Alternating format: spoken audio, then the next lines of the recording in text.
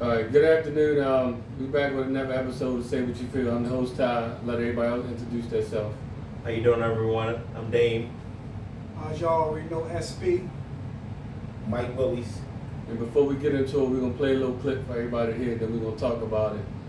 You know, talk about pretty much the different percentages of Black, Indian, Chinese, different of the race percentages of marriage and how we are getting affected as a Black race. So we're going to play a little clip for y'all first. To talk, I give on the 5 biggest challenges Black people have for the next 100 years. The number 1 challenge is the existential crisis of the Black family. The existential crisis of the Black family. Marriage in our culture is down to 34%. When we were growing up, it was 85%. It's now down to 34%.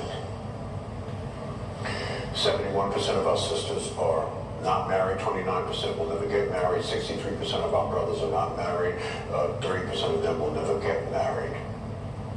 There is no culture in the history of humankind that has risen to maximize their full human potential without family at the center of their culture. This only exists. This is an interesting but negative statistic. This phenomenon of the existential crisis of our family only exists among African American Black people. It does not exist on the continent or anywhere else in the diaspora, so there must be something in the water. We must fix this. It's a lot easier said than done because it is impacting our wealth. Quick statistics. For 350 years, household median income was dominated by white people. They were number 1 in this country. They no longer are number 1, they're number 3. And there's a reason for it. So who has the highest household median wealth in America? It's East Indians. $104,000 a year. What's the marriage rate in the East Indian culture? 94%. 2 are working. Who's number 2? Chinese Asians. Household median income $110,000 a year. Marriage rate close to 70%. Number 3 are white people. Household median income $88,000 a year. What's the marriage rate? Almost 50%. Down significantly. Number 4 are Hispanics. Household median income $61,000 a year. Marriage rate close to 70%. We are at the bottom. Household median income $55,000 a year. Marriage rate 34%. And projected based on facts and statistics that if we do not fix this, because white folks need fixing this, our marriage rate will be in the low teens in the next 20 years. This is an enormous challenge. That's a whole talk by itself on how do we fix it. It can be fixed, but we have to, first of all, understand that this is a problem. No one's talking about this problem. This is a huge problem. It's the number 1 problem in our culture. Whew. So we're going to get into it. And basically, we need to wake up as a Black race. Anybody want to jump into it and start off? I really think a lot of this goes towards, back to family households as we have today. To me, it's a lot of separation as far as the Black family, because it's not a lot of mothers and fathers in households today, and that plays a major part when a kid grows up, because I feel as though like if a kid or any kid or any child sees that one parent can make it on their own, they feel as though they can do it. Instead of getting that bond or that teamwork that we, some of us are used to seeing. This is what they're projecting, and they're cool with it. Like back in the day, man, we had grandfathers and grandmothers. Some of us didn't have mothers and fathers, but it was always a great grandfather and a great grandmother, and they stayed together through thick and thin, really thick and thin, and nothing came between that. Even some of the problems and stuff that we did go through, even when grandpa had another whole family across the street that nobody knew about, but they stuck together. And the money stayed in the house. So, I mean, with society today, a lot of people are they more or less like, I consider it selfish. I ain't gonna say selfish, but it's a lot of selfish independency. I'm gonna call it selfish independency because everybody think they can do it on their own. And a lot of that, to me, is it messing up the household. When you got, I'm not bashing females, but when you got females out here that can feel as though they can do it on their own, that makes it hard for the man to come in and help. Or if you got a man that's already established and say like now it's all about the 6-figure nigga. You know what I'm saying? Or the 6-figure dude. If you making 6 figures, what do you need for a female to do if you're doing it on your own? So that's another split. Instead of, you know, if she's making 6 figures and you making 6 figures, you know, that's a lot of money coming into the house. But the way things are set up, we to the point in life that we think that we don't need each other, but we do need each other, and that's and like, you know, and that's one of the things that I think as black people that I feel as though like it's always been divide and conquer with us, because as a group we're strong, we're very strong together, but as individuals we're not weak, but the bond is a little weaker, and meaning like it's like a gun and a bullet.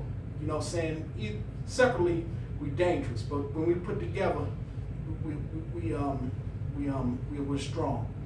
And I just want to that's something I want to open up with that. When anybody else got anything to say? Yeah, you know, I think it's concerning. I think it's concerning to the point that us growing up, our numbers were at 85%. We're down to 34%. And as we look at the numbers, males, there's 60% that will not be married, 32% will never get married. Females, 71% not married, 29% will never get married. There's a huge change and shift in the black family, the black household. So understanding that in this context, what has changed? We have removed the structure. We have redefined what family looks like, what household looks like in the black family. We've been given this pencil where we're erasing our history, our heritage, understanding that we've grown up with, you know, grandfather and big mama, understanding we grew up with daddy and mama. It's become acceptable to us that it's okay to have, you know, not our father's last name, but have all this other stuff and not understand the context of what the family needs to look like. And that's concerning, because as we look at the other numbers for other races, it's concerning to the extent that as we look at those particular numbers and everything else, family is still the center of everything. And that's very important. We have opened up things where we have become more lax, more forgiving, or more, okay, let's change this, let's change how things go. It should never work that way. And I think that's as we look at this data, we're changing how history should evolve for us as African Americans or blacks in America. And these numbers are only focused on blacks in America. So I think it's a cultural thing that we really need to focus on.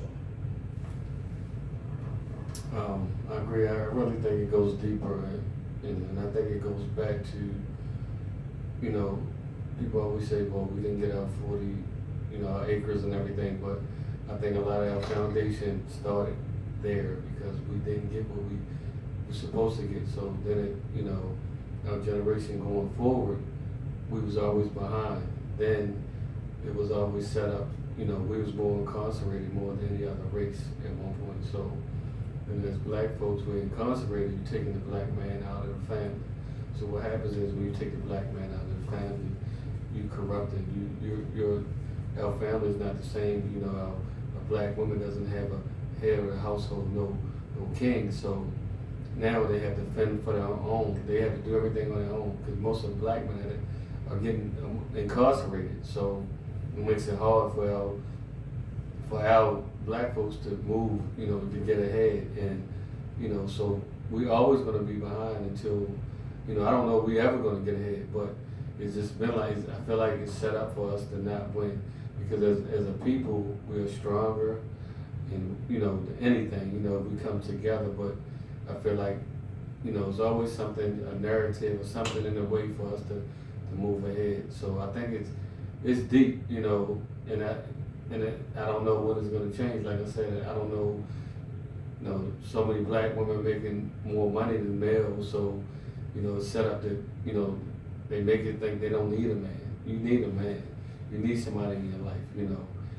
And it doesn't matter if you make more than that male. You know, it's just, a male brings something, you know, we help, you know, if you got a child, a male, we help raise that child. You know, a child needs a male in their life to help raise them. So I just think it runs deeper than, you know, than the surface, you know. But it just needs some change. I heard what everybody was saying, but like you said, it goes deeper down the roots. The new generation today, they don't know nothing about the show, The Cosby Show. Whereas though, us as men, we watch The Cosby Show, we learn from The Cosby Show, but we could take it back when we were kids, when, you know, the cartoons came on, Fat Albert in the game. What did they teach? They taught about education, family structure, principles and morals. Thank you, Sean. But at the end of the day, those type of things are missing in the household. Another thing I thought of, I remember when I was dating this female and we went to marriage counseling, and I'll never forget what this pastor said. He said, "What's the #1 rate for divorce?" And I'm gonna ask y'all the same question and see if y'all say the same thing I said. I'm gonna start with you, Ty. What's the #1 reason for divorce? Yes. Communication. Communication. Finance. Guess what? Finance. All of us are wrong because I said the same thing y'all said. The #1 rate for divorce nowadays in our era is step parenting. And at first I'm looking at him like this man done lost his When was mind. this? How long ago was this stuff? We speaking over in what, 10, 15 years or so now. So it probably changed since then. But it was step parenting. Now it's what? There's no such thing as, you know, a male and female in the house. You got the thing called same-sex marriages. You got this new thing is called, what is it called? Pansexual. There's something new where there's no boundaries. You can love who you want to love. Back when we were growing up, it was one man and one woman, and it took a village. When we was growing up, it took a village. We got our butt whipped, you know, by the neighbors, by the teachers, and the teachers knew our family members. The neighbors knew our parents, you know, by first name and last name. All of those things are missing in household nowadays. No longer people are sitting at the dinner table and having dinner and having conversations like we're having right now at the table. No longer are they having discussions about current events. You know, everybody's in their own room, you know, eating whatever they want to eat. You know, they got this thing where, what you want to eat? Oh, I want Chick-fil-A. What you want? Oh, I want McDonald's.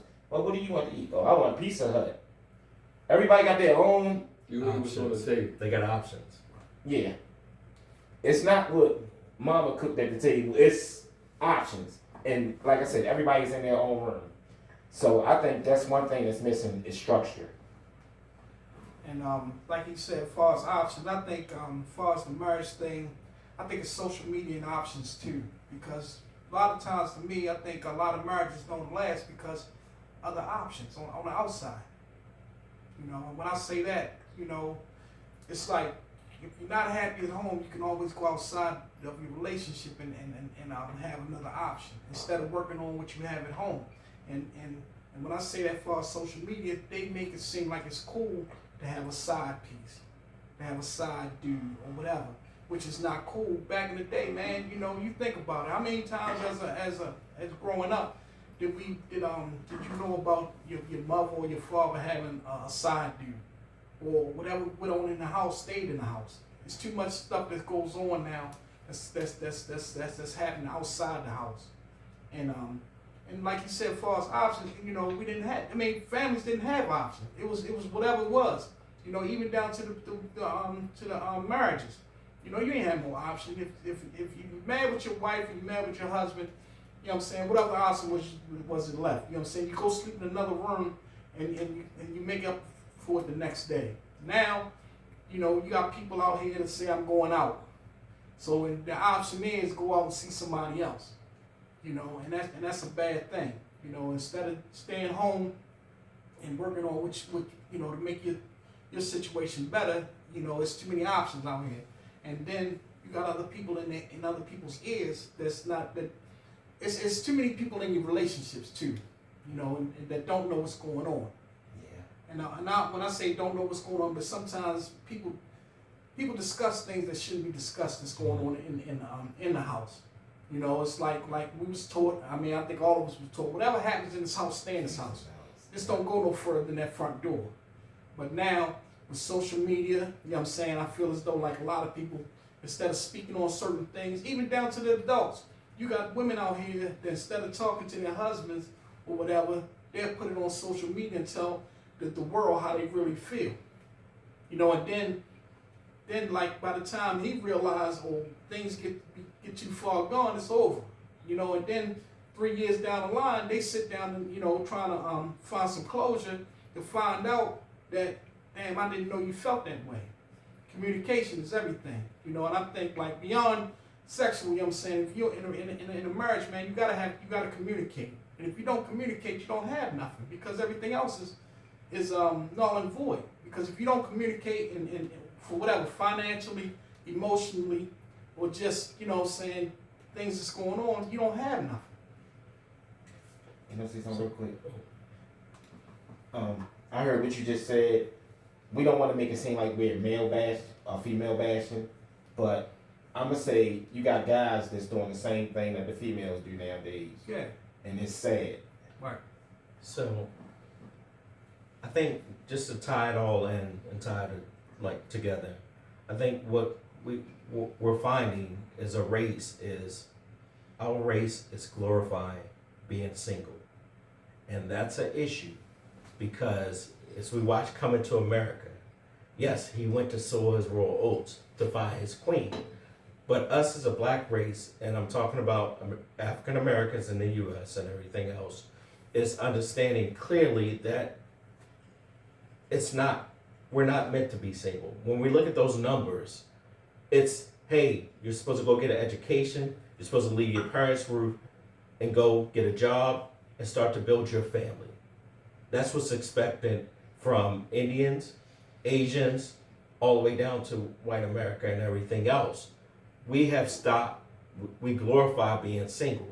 Social media glorifies being single for us, our celebrity, our rappers, and everybody else. They glorify this. It's not to that part that nobody wants to, they don't find value in forming marriage, covenant, partnership, relationship, loving one person, and so forth. They no longer do that anymore, and that's the issue. That's the crux. We were raised in homes with our parents. We were raised to the part that we understood that. It now becomes incentives to our race to not have that. To say, oh, you married, oh, yeah, you ain't got, I got options, I'm single. And that's how we glorify these things. Mm-hmm. And that's, I think, part of the problem itself. We see this decline in numbers of nobody wants to form that covenant anymore in the black or the African American family itself. The bottom line is the numbers don't lie. And what basically what's going to happen is this, our foundation, our numbers, our everything is going down because the marriage rate is going down. And it's not good. It's killing our race and it's killing our foundation. And we can never get ahead because as long as we keep divorce rate going down and we think the single life is where it's at, we're just gonna keep just diminish, and always be at the bottom of the totem pole. We're never gonna get ahead because single life for everybody is not gonna keep the black generation going because it's not gonna build our wealth. Because we do better when we with our family. We just build better, and we at our best when we have a queen behind us. That's just the bottom line. Every successful man, absolutely. And like they were saying, you really can't say it takes a village to raise a child these days, because the kids don't understand what a village is. Because most of the time, I feel as though like, you can't say nothing to these kids. And I ain't saying, well, no, I don't want to go off the subject a little bit, but by being so separate, like far as you got boys being raised by their fathers, so they showing them how to be tough. You got females that's being raised by their mothers that's showing them how to be tough, which is not good on either aspect, because as a male, you still need that sensitivity in your life. And if you don't have that, you'll never know how to be, how to find that female. Because, what I'm saying, if you're raised by your father and he's single, this is the way you think it's supposed to be. If you're raised by your mother as a female, she's showing you that you don't need a man to make it in life, which is not good. I love black couples. I love, seeing us together, man. I love longevity in marriages, man. And I wish it was more of it instead of, like say the way things are.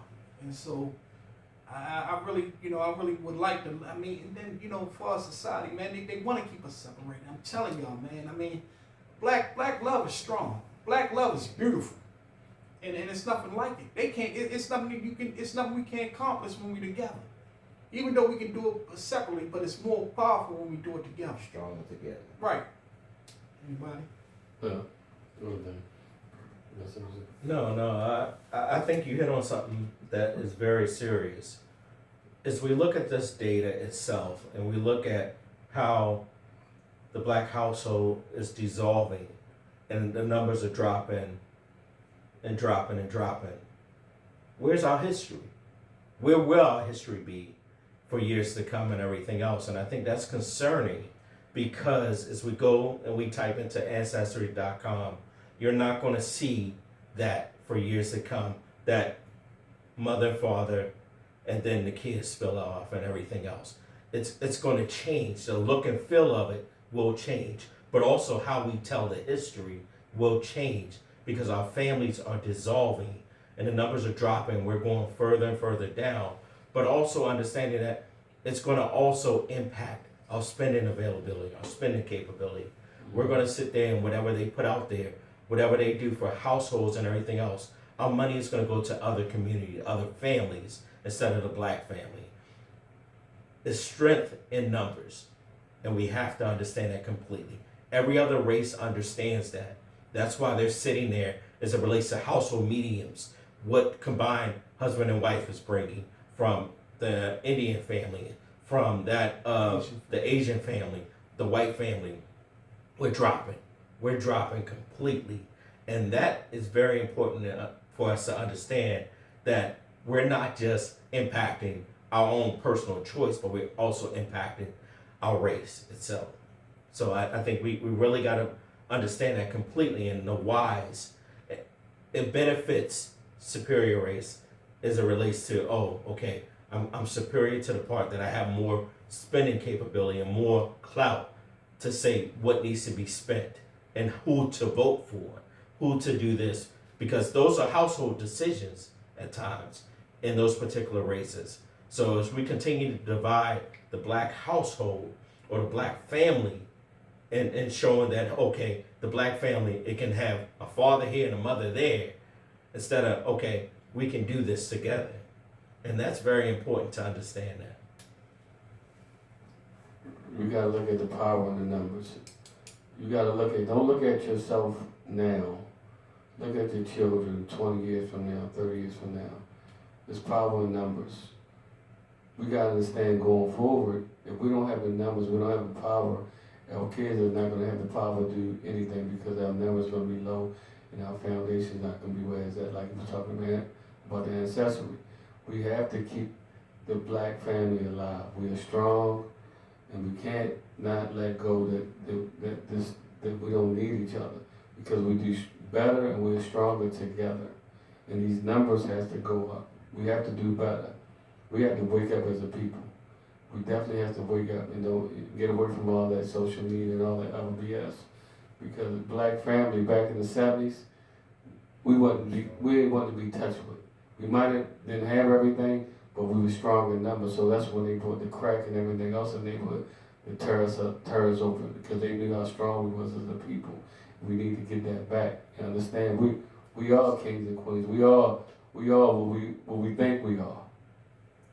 I just want to say this real quick. I mean, you know, we're going back to ancestries. I mean, we no longer have family trees. As black people, we just a bunch of bushes. And the reason why I say we're a bunch of bushes is because it's like the bush not strong to me, but I like instead it's like a tree with branches. You know what I'm saying? And it doesn't rise as high as a tree that shades the world. You know, the bush don't grow so far. So we got to go back to, I think we really need to somehow, I don't know how to do it, but we need to go back and start building family trees because we're not going to make it, man. You know what I'm saying? We just, and it's sad. I mean, they've been trying to get rid of us for so long time. And the way we going, man, we're gonna be the endangered species, you know.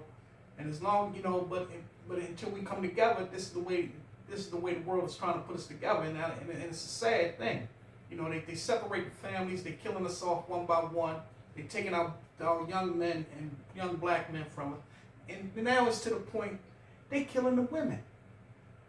You know Yes. what I'm saying? They killing the women out here. Yeah.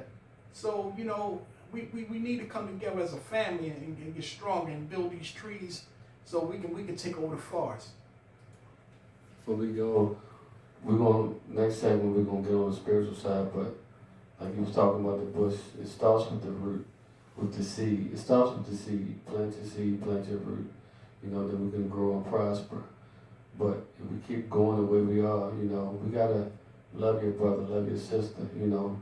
Stop killing each other, you know, for no reasons, over money and drugs. It's senseless killing out here is going on. You know, back in the day, people was getting killed, but it was mostly males. You know, now it's just women and males. And I ain't never seen nothing like it in my life. So we just got to do better. You know, we got to think better. You know, we got to get away from all that nonsense, you know, and just want to up your brother. You know, don't look down on your brother. You want to up each other. You want to love each other, and that's how you're going to prosper. I just heard how you wanted to make the closing announcement, but it's not just that, it's kids killing kids now. Grandparents are being killed. Great-grandparents are being killed for no reason because of, you know, an individual having beef with whoever. They want to go through and kill a family. Back when we were growing up, if we had a beef, we learned how to use these all day long. That's what's missing, like you said. Just 4 words. Give love a try. That's all I got. That'll settle everything. Love thy neighbor. Love everyone. Give love a try. Like I said, we're going to close out. We can check us out on the next part, the spiritual side. Say what you feel. We thank y'all. Love, peace, and blessings.